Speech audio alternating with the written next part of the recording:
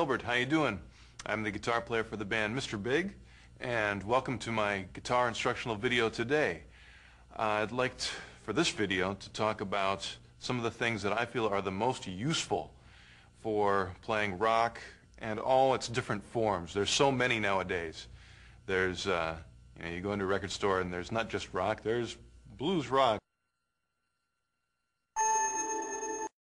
A million different versions of rock, but they're all in a way based on that original blues kind of music. So today I'm going to talk about the blues scale and what to do with it, how to phrase, and you'd be surprised how much a lot of this stuff really works when you play in your band, regardless of what version of rock you decide to play. And also try to cover some other things that will help you very practically play in a rock band, because that is the most fun that you can have playing guitar, I think. It's fun playing by yourself, but getting together with a drummer and bass player and a singer is the best thing there is in the world, pretty much. So I want to prepare you for that and have some fun along the way. Hope you dig it. Let's have a good time. And before we get started, we need to tune up, so I'm going to show you one of my favorite chords. This is an E chord. Most people, when they play an E chord, they play it like this. Very standard E chord. But I'm going to do something a little bit differently.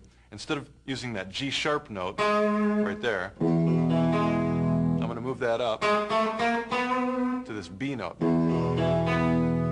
Fingerings, you sort of have to put your arm in sort of a strange position, but it's worth it because there's no third then. It's just all root, fifth, root, fifth, fifth, root. So that's, to me, the heaviest of all the E chords with some distortion.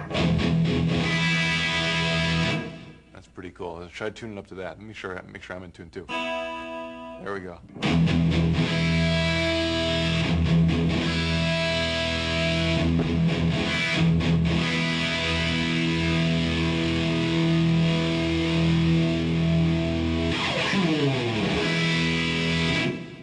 All right.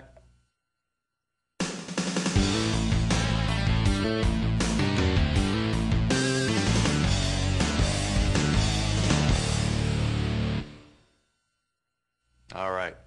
Well, one really important scale to know to get into the blues rock kind of style is, of course, the pentatonic scale. And I'm going to play one for you in the key of A. It sounds and looks like this.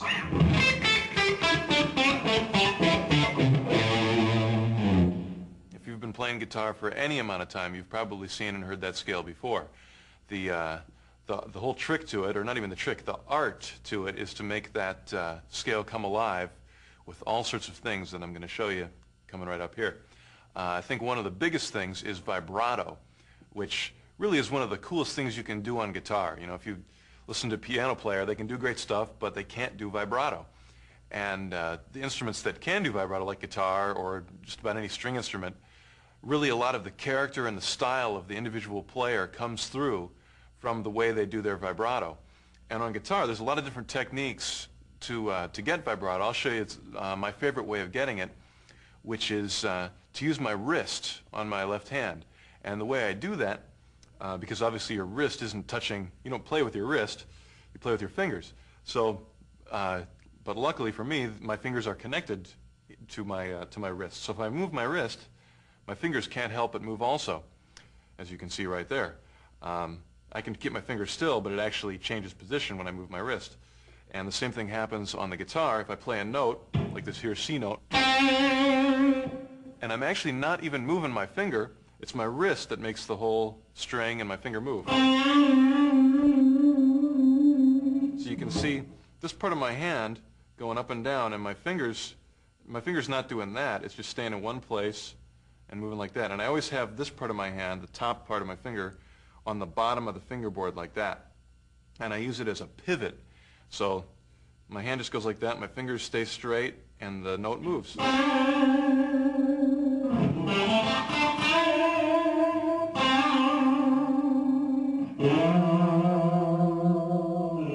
Now, if you want to, you can use your fingers, but it's just a whole different technique. I'm not particularly good at it, so I'm going to show you what I'm a little more comfortable with. Hopefully that thing will work for you too.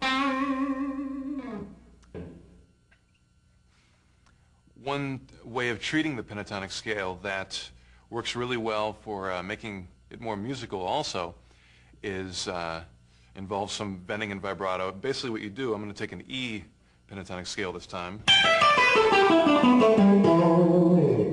and just pick any note you want out of that scale and bend up to the next one. So sometimes you're going to bend up a whole step, like in this case, to get to that next note. And sometimes you're going to have to bend even farther, like if you pick this note, you got to get all the way up here. So you got to bend real far there. That's a pretty far bend, but it's worth it. You get that. You can get really cool licks that way.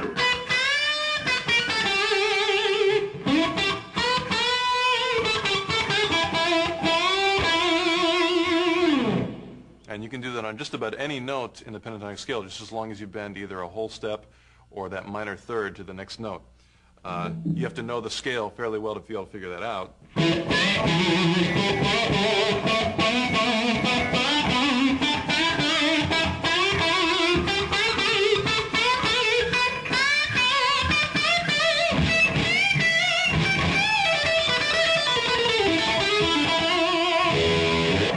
That's an example of each one. You probably don't want to do it in order. It sounds too much like an exercise. You might want to mix them up a little bit more.